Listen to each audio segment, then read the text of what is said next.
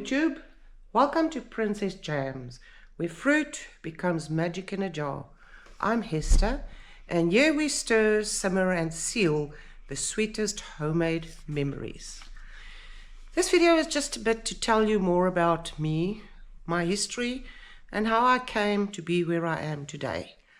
It started off in my childhood, where on my grandpa's farm in the Eastern Cape, I can remember Dinah putting all the prickly pears in a big black pot, very similar to this one. The one she used was just much bigger, and she would put all the prickly pears in there, mush them up, light the fire underneath, and that would simmer and simmer and simmer until the juices has all been extracted. Then she'd sieve out the fruit pieces, and then that syrup would be simmered down to a thick syrup.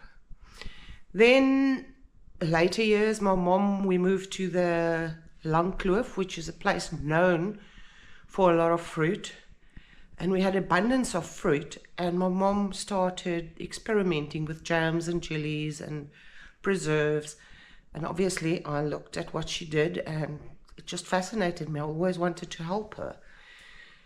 Then later years, I moved to Stellenbosch. I studied domestic science, which is now known as consumer studies. And there the chemistry behind the jam, the pectin and the sugar and the pH, and how that all works together to actually get a product that works nice in a jar. The science behind it fascinated me. I bought a deli called Nouveau Deli in Stellenbosch after my studies. And but one of the batches, I wanted to make my own product for the shelf, and I made fig preserve. Now, my mother-in-law had a fig tree, and my daughter wanted to get up in the tree to help me pick the figs. Now, you've got to be careful with figs, especially if there's kids around. It's got this white sap that comes out, which can burn your skin. So I told her, be careful for the white sap and everything, and we picked the figs. And as she came down out of the tree, she fell out of the tree. That took her going to the hospital, and the hospital bill was covered only just by the profit I made in that first batch of fig preserve that I made for the deli. It was a lovely product, but it didn't give me a lot of profit in that instance. I carried on making all the products for the deli. Later years, I sold the deli, got divorced, and then I moved to Mossel Bay, where I met Ray. We got married. He loved riding motorbikes, and so did I. So we would get on the bikes and go somewhere for a weekend and come back. And one of those trips was to Gamkas Kloof, which is the hell. And when we got down there on the bikes, I saw they had the most amazing mandarins. And I knew my new husband loves marmalade, and I love making marmalade. So I went to the people there and I asked them, can I please have some mandarins that I can make some marmalade? And they said, go for it. Now, take into account we're on bikes. I couldn't get a lot of mandarins, but I got some, and I made him some marmalades. And then he said to me, Princess, why don't you start making jams? You can do it. And that's where my jam journey in later years started. The name Princess Jams come from the fact that he always called me Princess, and all our biker friends called me Princess. It got to a point where if I introduced myself as Hester, people wouldn't know who I am. But then if I call myself Princess, they knew exactly who I was.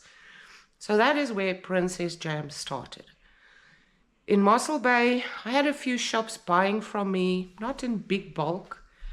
And at one stage, I had about 100 bottles of product. And I was like, that's a lot of product. Now, if you look behind me, that's more than 100 bottles of product. And my labeling there was made from brown craft paper. I used to take this paper, cut it up in A4 size pages, designed a little label, printed it out and stuck it on the jar with glue Pritt stick. And that was my little business. It kept me busy and made me a little bit of money. Then we sold up in Mossel Bay and we moved to Knysna. The original plan was to carry on with the jam here, but the kitchen in the house was definitely not compliant to making commercial jam. And I had so many problems, and I just thought, bugger the jam, I'm not going to do it. We renovated the house, and that took us about 3 years. And then I got bored because now I haven't got any work to do. I can't keep myself busy with fixing stuff in the house, stuff like that. So I started making soap. And one night at a braai, a barbecue, for those people that don't know what a braai is, Ray said to me, baby, your soaps are lovely, but why don't you go back to making jam? It's what you know, and your jams are delicious. So the first thing I said, okay, we don't have the big kitchen we planned, even though this building that I'm in now was originally built for the jam room. But I had so many problems with the building inspector. I wasn't allowed to put water in initially, and I just said, I'm not struggling with the jam. So I said to Ray, if I can get the house kitchen approved for a certificate of compliance by the health inspector, I'll start with the jams again. By then we had refurbished the whole kitchen, stripped it out, rebuilt the whole kitchen for my countertops, which is compliant to making products for public consumption. So I got the health inspector in and I said, this is what I want to do. And I got the certificate. So I had an agreement with Ray, if I get the certificate, I'll start with the jams. Well, very quickly, the first thing I said to Ray, I'm not going to do label keys that I've got to stick on with a Pritt glue stick. So my choice was to go with vinyl stickers. Vinyl because they pull off the jar easily, because I do believe in recycling. I encourage all my customers to return the jars. My first stickers were all pink because I love pink. And when it got to 40, 50 products, it was like a bit confusing, because now you've got all these products standing there with pink labels and you don't know which is which.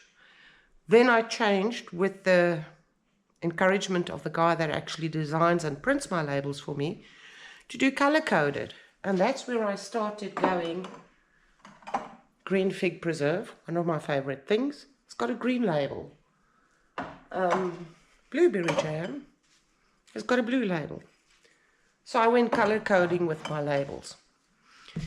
At that stage, I was still cooking in a small, it was just a pressure cooker pot, but it's stainless steel. You can't use aluminum with fruit because the acid in the fruit reacts with the aluminum. Then my orders got more, and I increased to a 9-liter pot. And my first customer here in Knysna was the cheese man. He had a cheese stall at the Heath, which sadly has now died down, but he's still got his cheese stalls at different markets. So he's one of my biggest customers up to today, which is nearly 4 years later. Then I started doing markets. I started off at the farm market, and then the Mosaic market, which is in Sedgefield. The farm market is on the Simola Road, yeah, in Knysna. But the farm market is only once a month. Mosaic market was every Saturday. And then Totti's Farmers Country Market started, and they were every Sunday. So I started going Mosaic market on a Saturday, Totti's on a Sunday.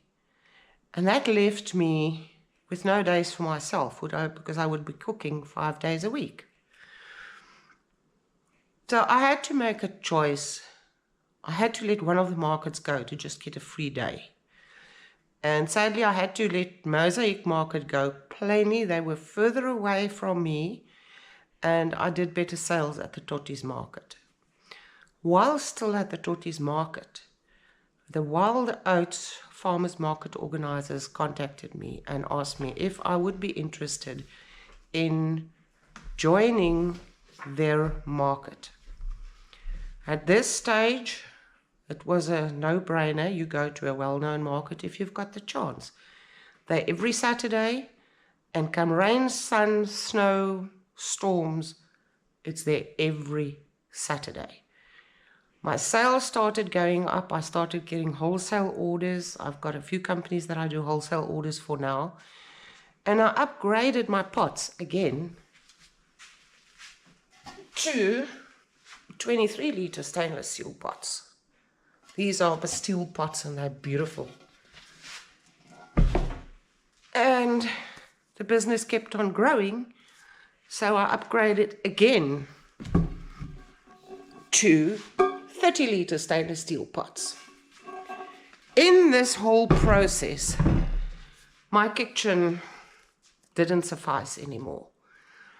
I chatted to Ray and I said to him, okay, I've got this big space where I've got this craft room.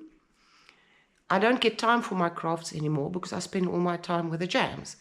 So I got rid of all the craft stuff. I got in stainless steel tables, gas burners. I've got 4 gas burners. I've got the stainless steel tables. I've got the gas oven for the sterilization of the jars. I will take you for a tour in my kitchen one day. And I have now got a 7x8 meter kitchen, which is 56 square meters. It's a very nice big kitchen with my zincs, with my freezers. A lot of stuff. I actually prepare the fruit, put them in the freezers. They freeze well. You must just use a 50 micron bag. You need to use a proper bag to put your stuff in.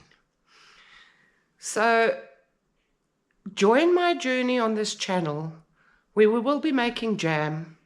I'll show you some of the systems I've got in place to actually make the whole process smoother.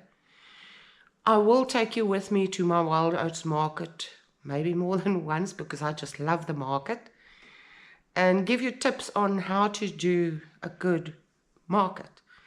I'm lucky in the sense our market is there every Saturday, so you get to know your customers, your regulars, the holiday makers. I just love the market. And we are going to have lots of fun on this channel. Thank you for joining me in my kitchen today. Don't forget to like, subscribe, and share a little of the sweetness. See you next time for more fruity goodness.